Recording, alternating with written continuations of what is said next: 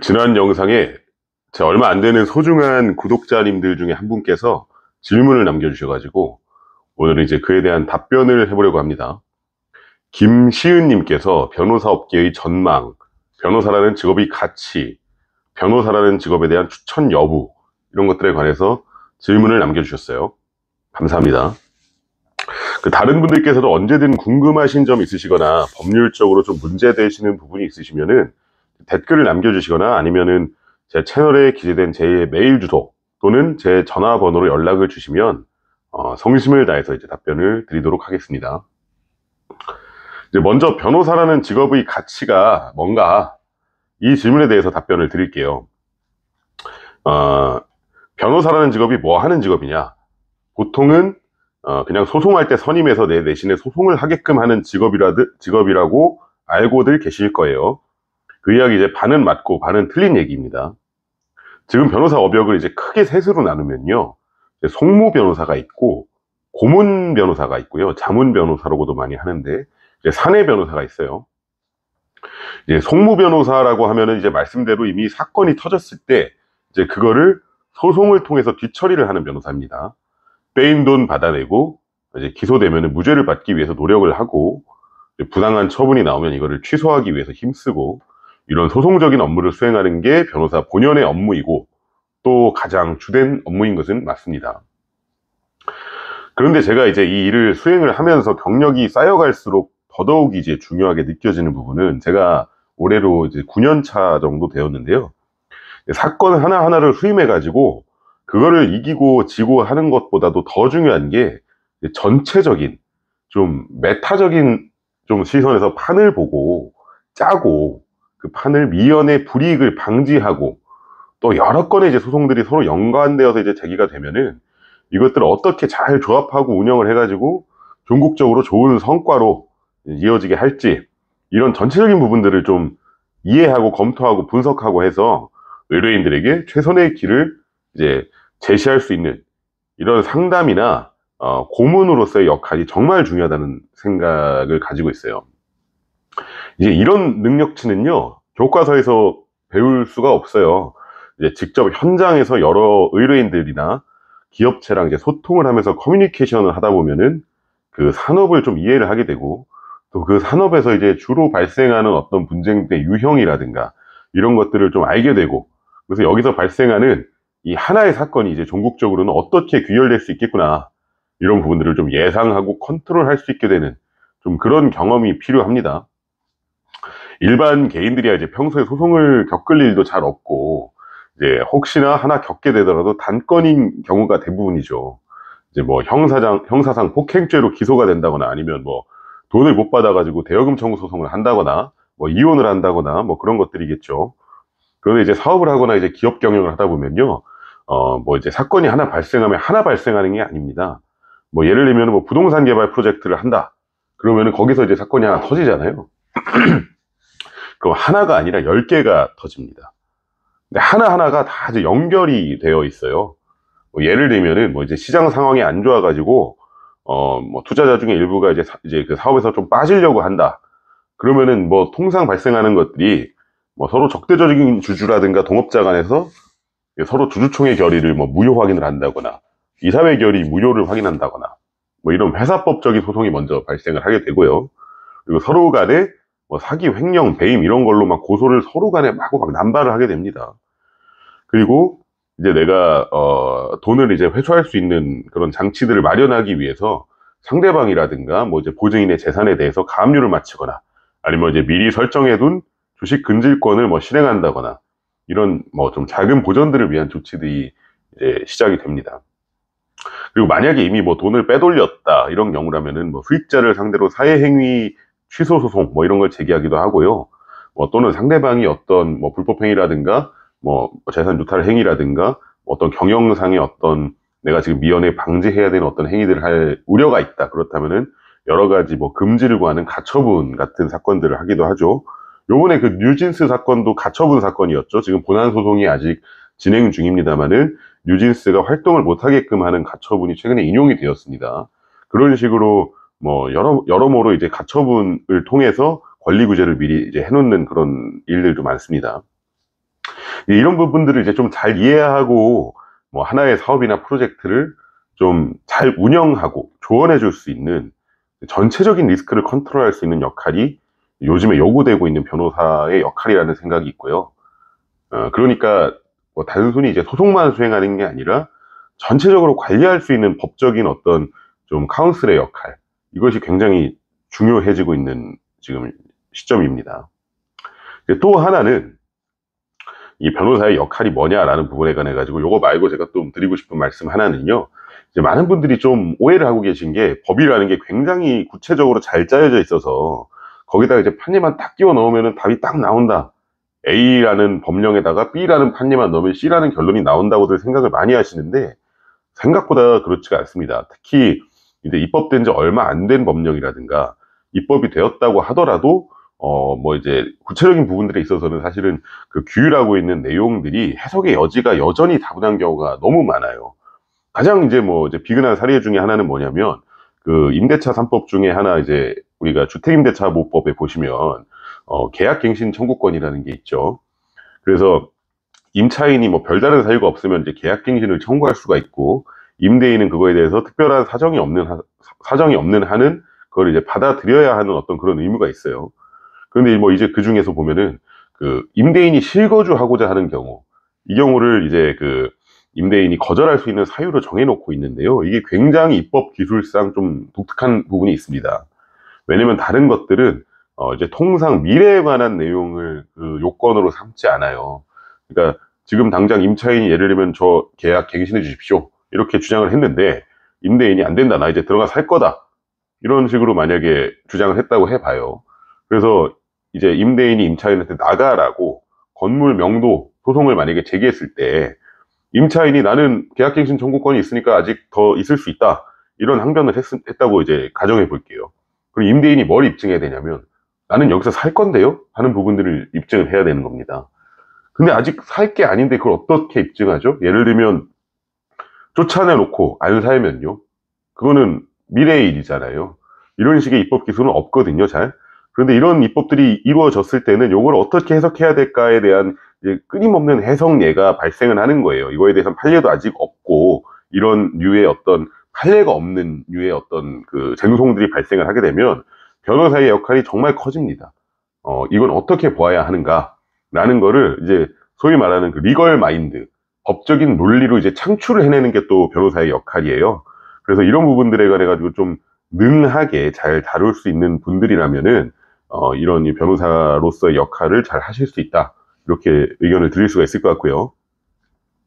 그래서 이제 변호사로서의 가치가 뭐냐 정리하면, 사업이나 전체적인 프로젝트를 잘 관리하고 리스크를 미리 컨트롤할 수 있는, 또 더 나아가서는 뭐 수익의 증대화까지 극대화까지 이제 고려해서 조언을 할 수 있는 그런 조언자로서의 역할, 그리고 설계자로서의 역할, 그리고 두 번째로는 소송에서 뭐 이제 새로 입법된 법들, 또 그게 아니라고 하더라도 오래된 법들이라고 하더라도 해석의 여지가 있는 부분들에 있어서 그런 부분들을 뭐 단순히 찾아가지고 잘 끼워 넣는 거 이상으로 내가 논리를 잘 만들어낼 수 있는 역할, 이런 역할들이 굉장히 요구된다. 네, 이런 것들이 이제 변호사가 갖는 가치다, 직업적 가치다, 이렇게 말씀을 드릴 수가 있을 것 같고요. 이제 두 번째로 변호사 업계의 전망에 관해서 말씀을 좀 드려볼게요. 이 부분은요, 이제 AI를 빼놓고 말씀을 드릴 수가 없을 것 같아요. AI가 지금 현재 이제 변호사 업계뿐만이 아니라 모든 업계에서 엄청나게 이제 치명적인 뭐라고 해야 될까, 여러 가지 지금 문제점들을 낳고 있는데, 뭐 실제로 거의 소멸 위기에 놓인 직업들이 있죠. 뭐 예를 들면 통번역사라거나 아니면은 뭐 일러스트레이터라든가, 지금 통번역이라든가 뭐 유튜브 같은 것만 보시더라도 아시겠지만은 알아서 번역이랑 다 해주죠. 자막도 다 달아주고, 뭐 이제 그런 부분이라든가, 일러스트도 사람이 그리는 것보다 훨씬 더 잘 그립니다. 뭐 그래서 이렇게 좀 AI로 인해 가지고 위협받고 있는 직업군들 중에 하나로 이제 변호사가 거론이 돼요. 그런데 이제 제가 이 부분에 대해서 저는 중립적인 의견이에요. 어떤 부분이냐면요, 실제로 위협을 받고 있는 부분들이 있습니다. 뭐냐면 이제 종전에는 변호사가 직접 인력을 투입해서 해야 되던 여러 가지 뭐 소송에 부대되는 뭐 자료 정리라든가, 뭐 굉장히 많은 데이터들을 내가 컨트롤해야 되는 어떤 그런 업무라든가, 아니면 뭐 이제 비교적 단순하고 정형적이어서 변호사의 역할이 비교적 좀 덜한, 뭐 예를 들면 형사소송이라든가, 형사소송 같은 경우는 그 죄형법정주의라는 원칙 때문에 기본적으로 법령이라든가 이런 것들이 아주 이제 굉장히 좀 뭐라고 해야 될까, 좀 정치하게 마련이 되어 있고, 그거에서 벗어나는 이제 판결을 할 수가 없어요. 그렇기 때문에 판결과 판례와 이제 그 법조문을 잘 조합하면은 이제 대부분 어느 정도 내용이 정리가 되는 경향이 있습니다. 또 뭐 예를 들면 이혼이라든가, 이혼과 재산 분할이라든가, 뭐 친권 양육권자 지정 이런 것들은 굉장히 좀 정형적인 부분이 있어서요. 이런 부분들은 사실은 조금 좀 위협받고 있는 걸로 보입니다.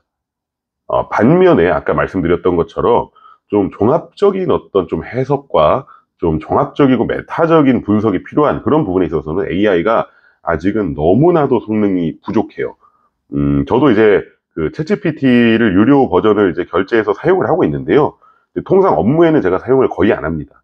왜냐하면 업무적인 부분을 제가 종종 한번 뭐 이렇게 좀 초벌이라도 검토를 시켜본 적이 있는데, 할루시네이션이라고 그 불리는 그 현상이 너무 심해요. 없는 법조문을 막 만들어내요. 뭐 예를 들면은 뭐 하도급법 예를 들면 제 14조의 2 뭐 이런 조문이 없거든요. 그런데 막 그런 조문이 있대요. 그 AI는 이거에 의해서 뭐 이렇게 볼 수 있대요. 그리고 뭐 심지어는 뭐 이거와 관련된 판례를 좀 찾아줘, 이런 얘기를 하면은 판례를 기깔나게 찾아주거든요.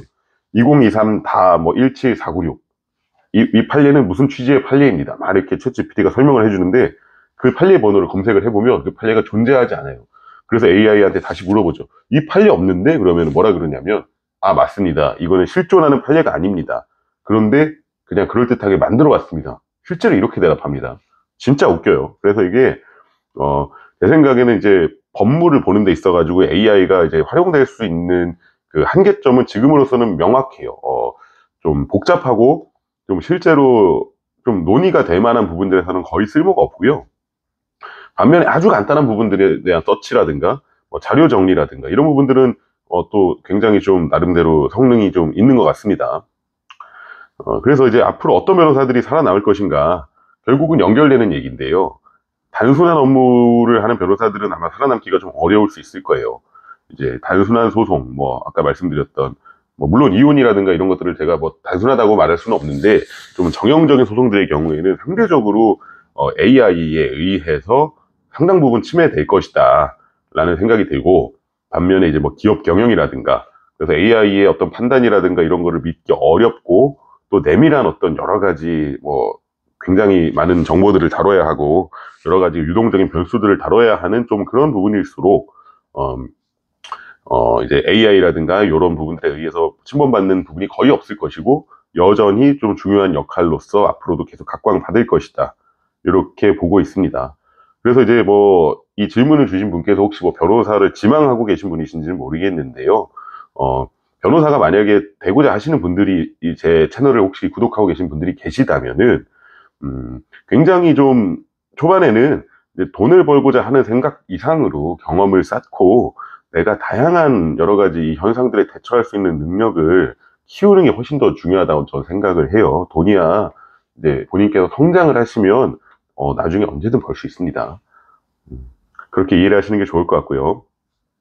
마지막으로 이 직업 추천하는지, 이거는요, 저는 뭐 이제 전망이라든가 뭐 또는 뭐 경제적인 뭐 소득 뭐 이런 부분 이상으로 다른 부분이 더 중요하다고 생각해요. 자기의 성향을 잘 아셔야 돼요. 저는 요즘에 이제 생각보다 많은 것들이 이제 기질과 관련되어 있다는 생각이 드는데, 결국은 이 부분도 기질인 것 같습니다. 이 직업이 어떤 직업이냐면은, 이제 보통 회사에서는 이제 한 사람이 거대한 프로젝트의 일부가 되어가지고, 그거를 내가 한 분기, 두 분기, 그 톱니바퀴가 되어가지고 열심히 기여를 하잖아요. 내가 뭐 우리 회사에서 뭐 새로운 상품을 하나 만드는 팀에 지금 배정이 됐다. 그럼 뭐 그거 하나 열심히 만들겠죠. 이번에 뭐 신형 그랜저 출시를 한다. 내가 뭐 현대자동차 뭐 디자인 팀이다. 그거 열심히 만들 겁니다. 그런데 문제는 이 직업은, 제가 하는 이 직업은 그런 식으로 일하는 게 아니라, 동시에 프로젝트를 한 50개에서 많게는 뭐 100개까지 돌려야 되는 직업이에요.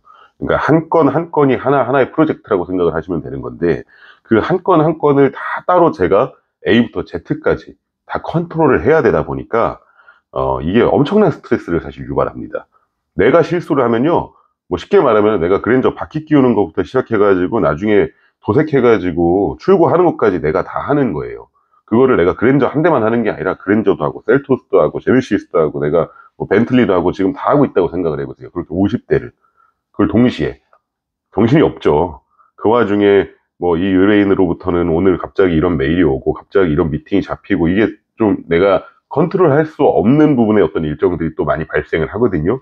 이제 이런 부분들에 관해 가지고 좀 약하신 부분, 좀 스트레스를 많이 받는 분들이라면은 힘드실 겁니다. 저는 그런 분들에게 사실 추천하지 않아요.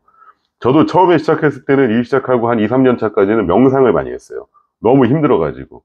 일이 막 갑작스럽게 몰리거나, 갑작스럽게 뭐 내가 컨트롤하기 어려운, 막 여러 가지 변수들이 발생을 하면 막 미칠 것 같은 거예요. 막 정신이 빠질 것 같고, 막 그러면 술 먹고, 그냥 좀 정신을 누그러뜨리거나, 아니면 명상을 하거나, 이런 식으로 좀 버텼습니다. 지금은 시간이 많이 지나가지고 그렇지는 않습니다만은, 초반에는 그런 힘든 시간들이 있었어요. 장점은요, 제가 방금 말씀드린 부분이 이제 좀 어려운 부분이라면 장점은요, 이제 경제적인 부분에서도 이제 당연히 장점이 있지만, 그러니까 내가 내 능력치에 따라서 이제 개업을 하고 나면은 경제적으로 이제 또 굉장히 도움이 된다라는 부분, 그리고 또 이제 정년이 없다 보니까 오랫동안 일할 수 있다는 부분, 이런 장점들도 있지만, 그거 외에도 방금 말씀드렸던 어떤 그 어려움이랑 좀 상응하는 부분인데, 독립적으로 내가 프로젝트를 진행할 수 있다는 거. 그게 장점이자 단점입니다. 그러니까 내가 그 프로젝트에 아까 말씀드린 것처럼 그랜저 한 대 만드는데 디자인부터 시작해서 내가 판매까지 영업 홍보까지 내가 다 해야 된다라는 거는 나에게는 스트레스일 수도 있겠지만, 내가 이렇게 만들고 싶으면 물론 의뢰인과의 협의는 거쳐야겠지만 내가 컨트롤 타워가 되어서 내가 이 프로젝트를 수행할 수 있다는 거, 그리고 나에게 그럴 수 있는 어떤 권한과 또 권위가 있다는 거. 그렇기 때문에 눈치를 상대적으로 덜 보고 일할 수 있어요. 법인에 들어가서도 사실은 뭐 처음 시작해서 업소 변호사로 일하시다가 좀 성장하시면 뭐 진짜 막말로 뭐 상사가 나한테 마음에 안 들게 한다, 그럼 나와서 내일 하면 되죠. 이런 장점들이 있는 겁니다. 그래서 이제 모두에게 이 직업을 추천드리지는 않고, 아까 말씀드린 것처럼 내가 좀 스트레스 관리에 능하고 또 논리적이고 성실하고 또 그런 거 이상으로 좀 아까 말씀드렸던 것처럼 앞으로 이제 이 변화하고 있는 이 변호사 생태에서 고객들과 커뮤니케이션도 잘 해가지고 내가 가지고 있는 경험치를 기초로 해서 좀 종합적인 솔루션을 제공할 수 있는 좀 그런 부분에 있어서 내가 강점이 있다, 그런 분들이라면 제가 적극 추천을 드립니다. 예, 오늘은 이렇게 간단하게 이제 변호사라는 직업에 대해서 좀 얘기를 드렸고요. 또 그 외에도 아까도 말씀드렸다시피 또 궁금하신 점이 있으시거나 좀 뭐 법률적인 상담이 필요하신 분 있으시면은 댓글 달아주시거나 메일 주시거나 전화 주시면 제가 또 이제 성심껏 답변을 해드리도록 하겠습니다. 예, 감사합니다.